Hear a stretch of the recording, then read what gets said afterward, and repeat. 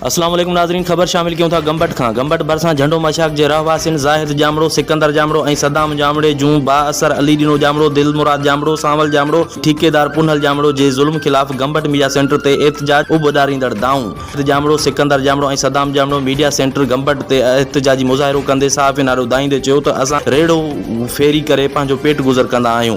असां दिल मुराद जामड़ो, अली ॾिनो जामड़ो, सांवल जामड़ो ऐं ठेकेदार पुनल जामड़ो कूड़नि केसनि में ॼाणाए असां पार कराए असांखे ब्लैकमेल करे रहिया आहिनि। जंहिं वज़ीरा नाले औरत जे अगवा जो असां मथां इल्ज़ाम लगायो वियो आहे, उहा औरत काफ़ी अरसो पहिरियां हिकु चक घरां निकिरी वई हुई, जेका ठेकेदार पुनल जामड़ो पंहिंजे पैसे जे ज़ोर ते वापसि कराई हुई। हाणे वरी उहा ई वज़ीरा नाले औरत जंहिं पंहिंजे मुड़ुसु हिकु टैक्सी ड्राइवर सां इस्पताल दवा वग़ैरह लाइ मोकिली त उतां टैक्सी ड्राइवर खे झांसो ॾेई उतां गाइब थी वई आहे, जंहिंजो अगवा करण जो इल्ज़ाम असां मिसकिननि मथां मड़े असांखे कोर्टनि थाणनि जे चक्कर में फासाए असां खां 5 लख जी घुर कई आहे।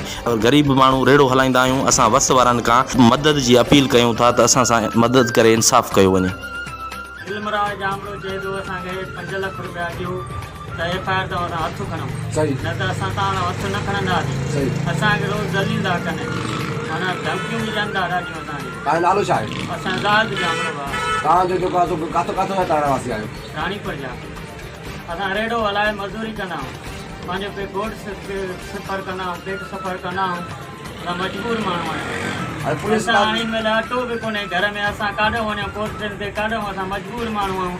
हिन में तंग ॾाढो करे रहिया आहिनि। असां मज़दूर माण्हू आहियूं, मज़दूरी कयूं, पेट पालियूं, या असां केसनि खां मुंहुं ॾियूं। असांखे पंहिंजे पेट पालण लाइ ख़र्चु कोन्हे को त असां केसनि में काॾों लही सघंदासीं। मज़दूर माण्हू आहियूं घर